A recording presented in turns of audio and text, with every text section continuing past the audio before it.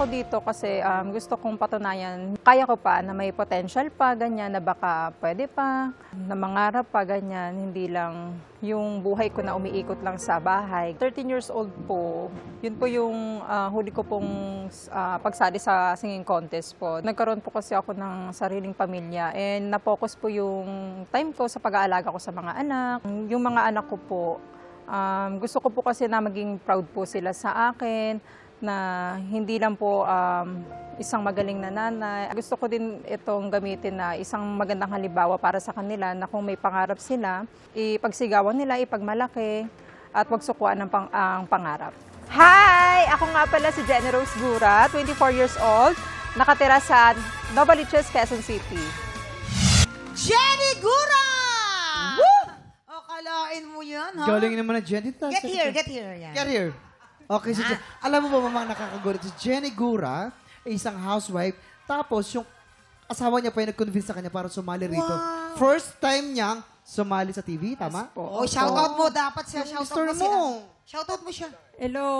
Alagaan mo dyan si baby. Oh, ilan taon na yung baby niyo? 2 years old po, tsaka isa pong 8 months. Oh, wow! Bago-bago pa lang naman pala. Nagapang na. Opo. Yung mister niyo, nagapang. Hindi, joke lang. Huy! Tika lang. Para sa kusina. Ayan. Sige, ito naman ang ating mga inampalan. Hi, Jenny. Eto, medyo na-feel ko nung simula na kinakabahan ka, tama ba?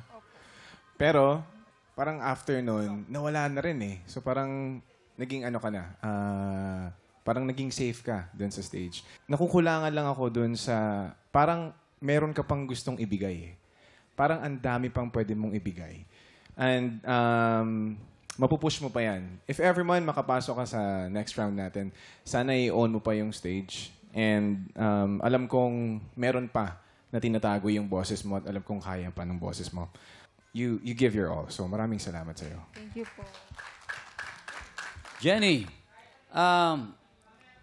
maganda ang iyong stage presence. The overall performance is parang sa akin may kulang nga.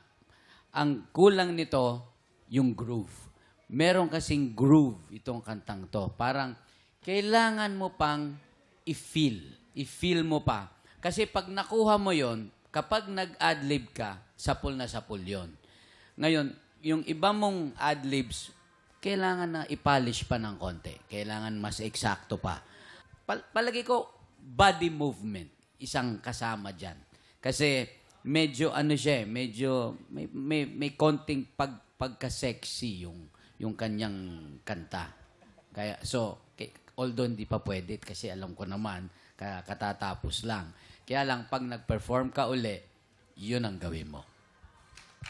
Yun. Salamat po. Eto na, bibilangin na natin ang stars na ibibigay sa natin mga inampalan. Jenny, ito ang stars ko for you.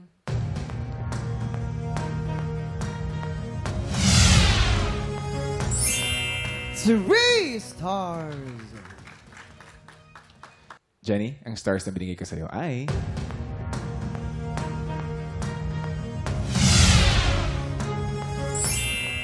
Four stars, Kuya Kim. Thank you, PBB winner Jason.